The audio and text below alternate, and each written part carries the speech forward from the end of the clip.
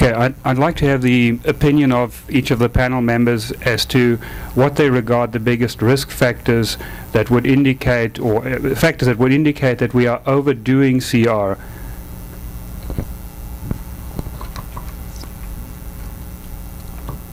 Well, I can only speak in my areas of expertise, and I would say major risk factors would be wasting a lean body mass, loss of bone mass to the point where you're fracturing at a regular rate, and particularly in women when your body fat gets too low, if reproductive cycles cease. That would be the major factors I would consider. As someone who doesn't really do clinical work, I really don't think I could, I do very specific work in rodents, and I really don't think I would have any expertise to advise you on that, so I wouldn't even attempt to. You don't know in rodents when they're overdoing it? Really, my work, if you recall, is really focusing on brief calorie restriction, and I'm really just looking at a very specific aspect. I'm using it, for the large part, as a way to evaluate how the system can improve insulin sensitivity, and as a probe for that. So I guess I really wouldn't want to go beyond what I feel like I'm comfortable in my expertise. Well, I just finished stating some of the things I think at the metabolic level. Just to give you one other insight that I'll just venture a little bit on, as far as a symptom that might appear when you're starting to get in questionable areas, is sleep disturbances. And I'm seeing some of the metabolic effects of that in a number of the CR study group members via this kynurenine metabolites, quinolinic acid going quite high. Probably, all the patients that I see, those kind of levels, once again, when not doing CR, they very high percentage of them have very significant sleep difficulties. And so that just may be one other little clue that you're getting into an area that might be causing some troubles. And of course, anytime you do start having sleep difficulties, you can count on that being a negative aging factor. Is there specificity to the kind of sleep? Yeah. Trouble getting to sleep versus early. The question is there a specificity? What kind of sleep difficulty? The kind that I'm seeing most often is just simply can't stay asleep more than, for example, 2 hours. That we've had one prominent case like that where quinolinic acid was a significant part of the metabolic picture.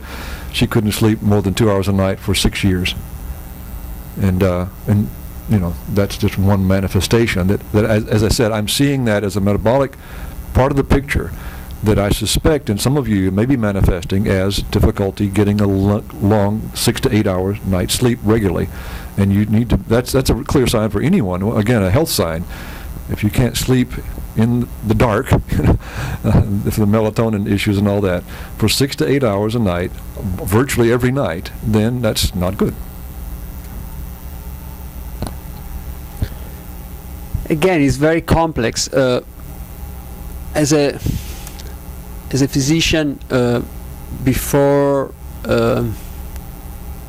experiencing this data, as Dean pointed out, if I have to see most of your blood tests, you are below the normality for hemoglobin, so you are mild. Most of you are mild anemic. Most of you have a low white blood count, a low lymphocyte count, low bone mass, and other signs that, as a physician, you say that's wrong. On the other side, doing research and watching the data on animals, you can understand, you can appreciate that maybe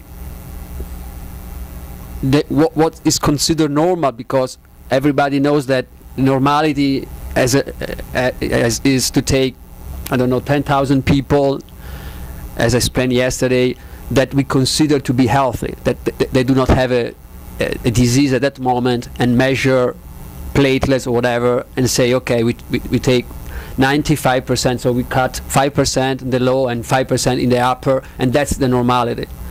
Clearly, in a population where 65% are overweight and 1/3 is obese, the normality is different from yours.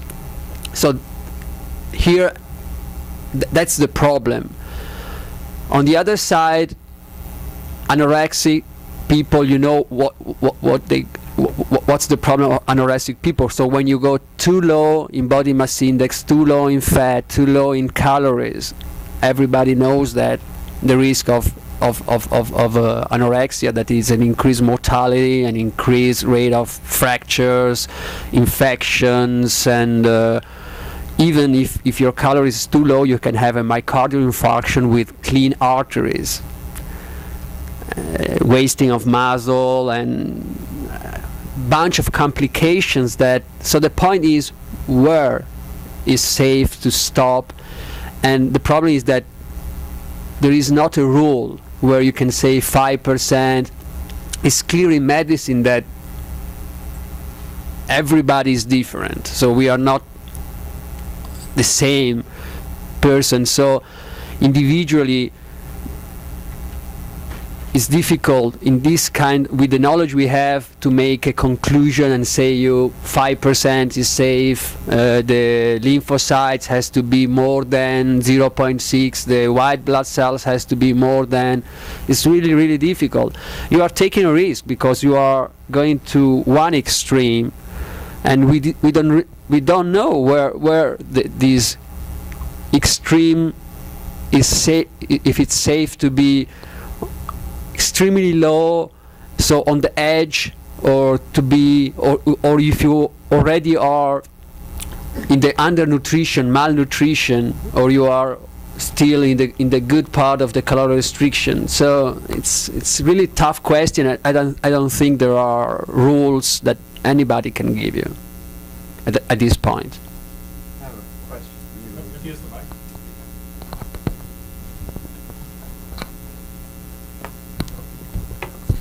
In St. Louis, you mentioned something about the support of your chest cavity and musculature, and how the loss of that could affect breathing and respiration. Can you comment a little bit more about that? The point was that to breathe properly, you have to stay like that, because in this way, anatomically, the muscle can work to have the wider range of motion of the ribs, so that you can use extensively all your lungs.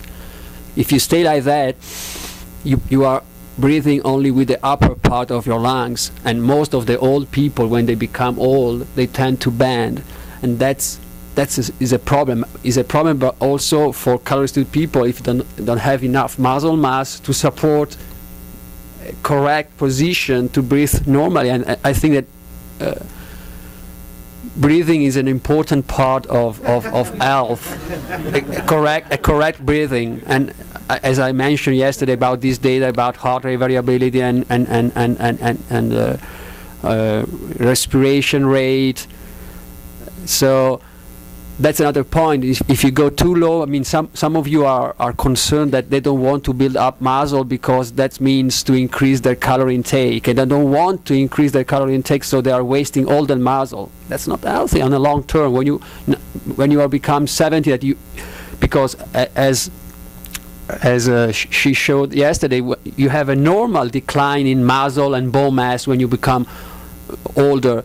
So if you start with a very low bone mass and muscle mass when you are in your 40s, when you become 80 and you are hoping to live 120 years, you don't have muscle, so you are. Explain me, how can you breathe like that?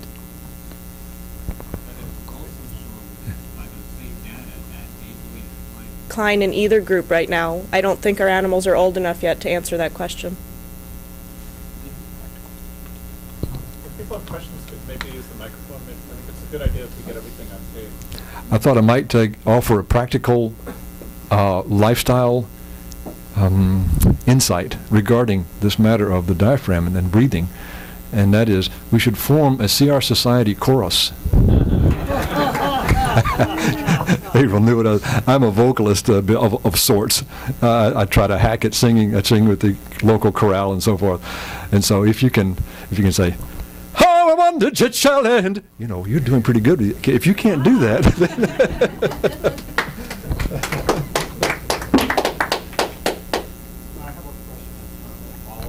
are, but it's a matter of whether we would be more at risk than the average population. I believe yesterday one thing that really kind of stuck out in Luigi's presentation that I was really interested in that we hadn't discussed before was that I believe your stats show that CR folks actually have a higher incidence of liver cancer. Is that correct? No,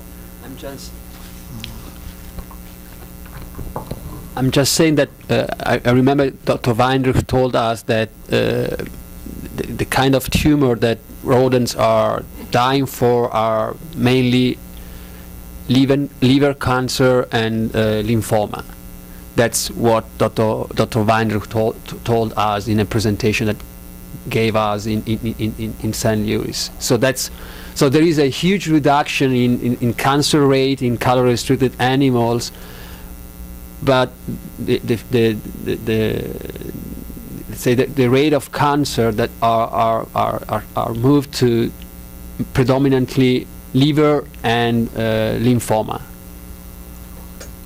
And those rates are lower than they would otherwise be for those two kinds of cancer? No, they're higher. Oh, they are higher? The animals that are dying of cancer and calorie restriction, normally they do die of liver cancer and lymphoma. That's the data that Weinrich gave. Well, there was just something that kind of jumped out at me in the testing that we did with Dr. Lord, and something that's kind of related to lots of posts on the list. I don't know if you've noticed in some of the posts, but in the CR animals, one thing that they really haven't held up well in a few experiments has been exposure to toxicants. And in our testing with Dr. Lord, one thing that both my wife and I showed up to be high, almost equally high, is 2-methylhyperate. And among other things, as I understand it, that means exposure to xylene. And where might we be getting that? Well, in the Northeast, a lot of people use number 2 fuel oil to heat their homes. And in that is, among other things, xylene. And I guess my question would be, do you think that folks who are doing CR might actually be more likely to respond negatively, since they are taking in very little into their bodies, to toxicants and their potential carcinogenic or other properties, and how might we protect against it? This is certainly one, at least, insight that we might get, and anyone who wants to respond, I'd be very interested. I think the data says that is true, Paul. That is, there are a number of individuals who had the 2-methylhyperate elevation. That, by the way, is one of the more innocuous ones by itself, because xylene is not known as a particularly offensive, that is, cancer-causing xenobiotic. It will do it, of course, but at relatively low intakes, and it's a very sensitive test. To give you an example of that, when we first started developing this test, the CEO's daughter was in high school taking an art class twice a week, and oil artists are infamous for getting xylene exposure because the solvent for the oil brush, the paints, is almost pure xylene, very high xylene, and they tend to get their fingers down in it and everything. And that twice-a-week exposure was all she was having, and she had an elevated 2-methylhyperate. That means that, in fact, you are having an exposure. The fact that it is the hyperate means that it's getting oxidized. The fact that it's the 2-methylbenzoic conversion, it's getting oxidized, and then the hyperate means it's getting conjugated. So you're doing the entire detox pathway on the xylene. What it doesn't tell you is what your body burden is. An illustration of that question comes in a case where one of our health professionals, who after she had finished her medical training, did some testing. Before she did her medical training, she was employed by a company that did toxic site inspections, and she was an on-site inspector. So she apparently had the really high exposures there. In the ensuing 6 years, she had particularly low exposures as far as she can tell. As Paul's data illustrates, it's awfully hard to tell.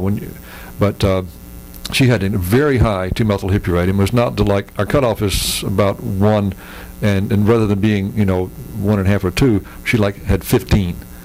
So she had a very significant body burden of xylene, probably built up during her toxic waste site inspection days and still being mobilized 6 years later. So that's what I mean. It doesn't tell you what the body burden is unless you can get some kind of historical data of that sort. But that being said, now yes, that certainly adds to the toxic load. That's what you're seeing there. If you have that marker high, it means your liver's constantly working to remove xylene. Now, the thing to look for, and that's where the profile becomes valuable, is if you concurrently have bacterial markers high, and if that's true, you almost always will have the 2-methyl glucarate going high. That's a general upregulation of all hepatic detox. Then you want to look at the other specific markers like orotate. That means you're spilling over into insufficiency of urea cycle to convert ammonia, the most powerful endogenous toxin, into innocent urea. And so, yes, certainly, Paul, if you have all those things present, then you are in an increased risk of detox longevity, negative factors. And you would hardly argue against that. You could hardly.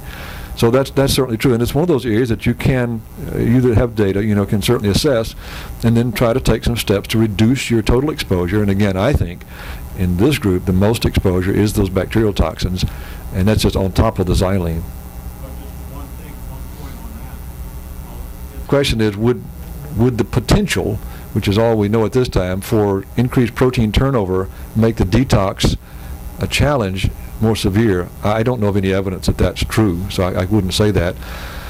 I do have another bit of a theory that I mentioned when I was finishing talking. If you want to indulge me, tie the glycemic observations into some of these profiles, metabolic profiles. And I was working on this concept just yesterday late again. So this is, again, I'm just throwing out a medical hypothesis here that allows us to explain some of the observations that we're seeing. This is not a conclusion. This is a potential for why we're seeing the patterns. From the data Dr. Fontana is getting is you tend to have quite normal insulin responses. That is, to a load, although your fasting insulin is very low, indicating you have very high sensitivity. That's good. However, the fact that your insulin responses are quite high, and that your glucose tends to be sustained a bit higher than you might have guessed, means that the cells are not, in fact, taking up the insulin, and therefore that the availability of that key glucose energy source may be limited. That's my bottom line conclusion from all of that data. Now, I factor that into another thing that I see day in and day out in the patients that I consult about, and that's this matter of stomach acid, which goes back to the issue in some of you of inability to digest and assimilate protein. All the speakers have been emphasizing the need for protein to make sure you don't get deficient in protein. Well, but you can't just eat it. You have to digest and assimilate it. A physiological fact here is helpful. The parietal cells in the gastric pits are some of the most metabolically active cells in the body. In postprandially, after you eat, they need to ramp up tremendously, enormously in their energy consumption in order to produce stomach acid at an adequate rate to digest your protein. Now, it's just possible only, that your inability, your limited ability to have this most immediate form of energy, glucose, flow into the parietal cell rapidly and induce or allow stomach acid formation may be something that we're seeing in those low plasma amino acids, and by the way, the ensuing, I think probably connected, difficulty with clearing benzoic acid. One of the easiest things to clear in the liver. If you can clear anything, you should be able to clear benzoic acid. It's a simple glycine conjugation. If you can't do that, you're running out of conjugation capacity. And I'm just trying to see how all these factors we're seeing may link together in a common rationale of that kind, and that's all it is at this point. Let's walk up if you're asking a question.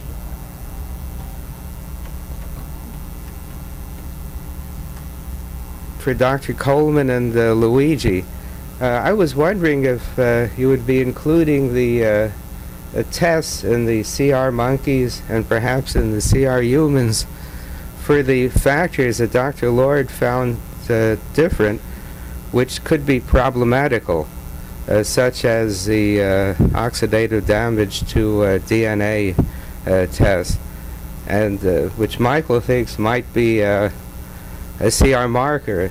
I'm inclined to feel the same way. Well,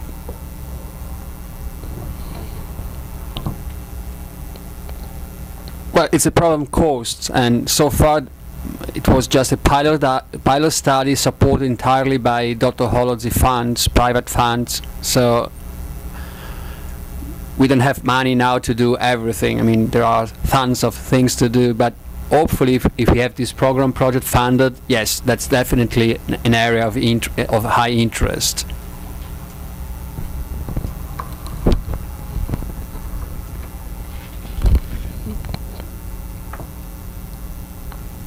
We do look at different levels of oxidative damage in our animals. At this point, we don't see a difference between our control and our restricted groups.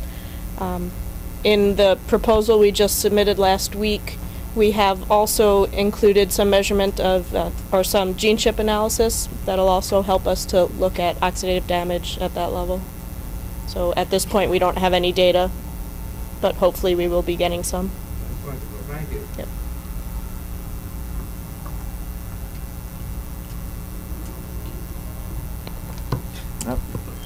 Around the balloon.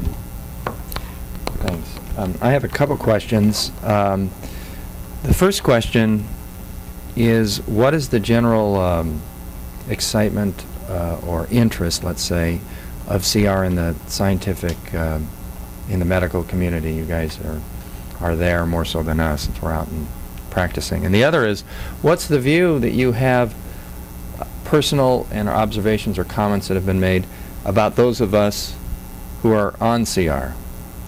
What's your perspectives? Exactly. Are we nuts? Or Well, I can't speak too closely to the interest in the medical community, but in the scientific community there are a huge number of publications every year on the topic, so I believe the interest is high.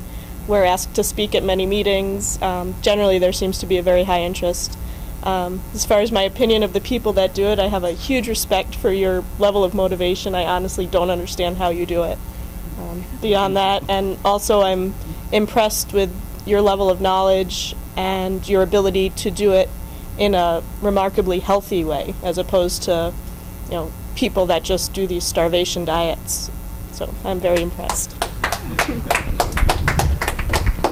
Yeah, certainly in terms of research, I've gotten into the calorie restriction in about the last 12 to 14 years, and I think there's been a huge increase, and I think the quality too. I mean, I think initially they were very descriptive, simple studies, which they had to be to begin with, and now there's really outstanding researchers doing a lot of work, and the National Institute on Aging is clearly very committed to this area, and I think that's important, and so there's funding available, which is always going to attract attention. Yeah, I'm certainly impressed. I'm actually by training an exercise physiologist, and so I do work on exercise, which improves insulin sensitivity, and calorie restriction, which does. And sort of my simple observation has always been, I do exercise, even though I don't necessarily calorie restrict. With exercise, you only have to be disciplined for about an hour a day. With calorie restriction, it's all the time to a certain extent. So in some sense, I think that's what's a real challenge from the behavioral. So it's, I think my guess is that for this to become practical in the larger group, the people who aren't as disciplined, there'll have to be some sort of something that affects behavior, whether that be a drug or something that affects the neurotransmitters or whatever, in the sense that I suspect, people aren't, on the wide population, are not going to adopt that lifestyle, I don't think.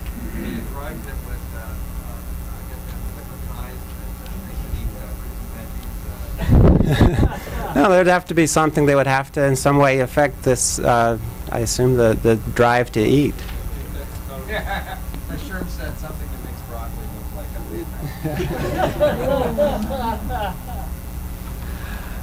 a Yeah, I don't really have much to add to that. I mean, you know the magnitude of the problem in the general population with bad diets. By the way, you remind me just on my trip in here, both in the Cleveland airport and the Madison airport. As I walked through the airport, and you have all these eateries, you know, in there, and you know where the longest lines were? Well, McDonald's.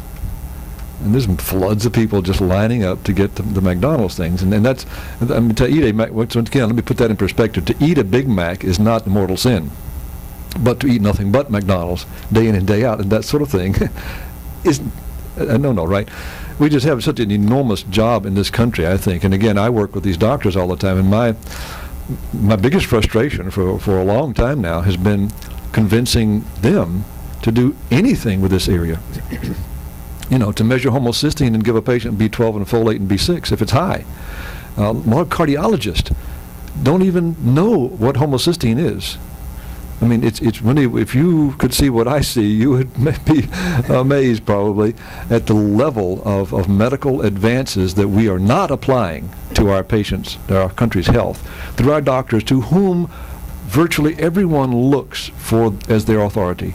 And it is a real challenge, and that's why I say I would like to see success here.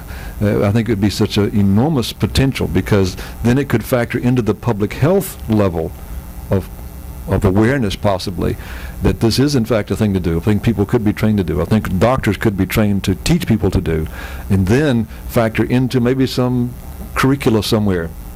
And that's really where we have to get to make a really large impact. I think what you're doing could positively impact the lives of, you know, everyone basically who's eating so bad. And we have to figure out, though, how to do it properly. Well, I think that, as you know, there is a huge interest in calorie restriction, and NIH has started to fund clinical studies. Dr. Holland is one of the 3 PI of a multiple $1 million study on intervention study on overweight people on calorie restriction. I don't think that this study will give us any information, because this is just a weight loss study. These people, they are frankly overweight. They will lose some weight, but nothing to do with calorie restriction. But anyway, the interest is there of the society, because there is this epidemic of obesity going on, and we know that the health system in the future is not able to cope with the huge increase of cardiovascular disease and possibly cancer. There is not clear conclusion, but there are good evidence that also the rate of cancer is increased by being overweight and obese. So that's a problem. So I think that this kind of research is very, very interesting, to show that just with an dietary intervention you can dramatically lower the risk of cardiovascular disease, just with diet. On the other side, I have to say that as a physician, there are not markers for cancer. I don't know any. So if a person comes to me and I have to say you have an increased risk of cancer, I don't have any marker. I have maybe PSA, but it's too late normally. So we don't have markers of cancer. We don't have markers of autoimmune disease. Mainly, we don't have, apart from cardiovascular disease. Our knowledge about health in 2003 is, as physician, is really, really, really bad. So I think that this kind of research is very interesting to develop new ideas, new hypotheses, new way to look at health from the other side of the other extreme of what is going on now, that is these overweight, obese people. And I'm really, really impressed when I'm in the airport around and I see all these 35, 40 years old people with this abdominal fat going around, eating, drinking, and they are very happy, but they don't know that they are killing themselves. especially in this country, because, for example, in Europe we have much less this kind of, and that's diet related. Some people say that is exercise related. No, that's diet related, because in Italy we don't exercise more than Americans do, but our level of obesity and overweight is much less. On the other side, I have concern about you, because I think that some people, as a physician, as a friend of some of you, some people are overdoing it. So, and we don't have, unfortunately, any way to tell you, yes, you are doing fine, you are not doing fine. It's really so again, as a researcher, I should say, continue to do whatever you are doing, because that's interesting, because you are perfect pigs, experimental animals, humans to do research on and see how things are going. On the other side, as a friend, as a physician, I will say moderation. It's better to, instead of to be on the edge, to stay a bit on this side and say, okay, I have all the I mean, you don't need to have 100 of blood pressure, systolic blood pressure, and 50 or 60 of blood pressure to be protected. If you have 115 and 70, it's fine. You are protected. You don't need to have 100 of cholesterol. If you have 150, you are fine. So this extra effort to lower some of these parameters are maybe too risky. And as Sherm has pointed out, maybe in the best of the optimization, you can live 10 years longer if everything is fine, if the predictions are fine, that you are on a perfect diet.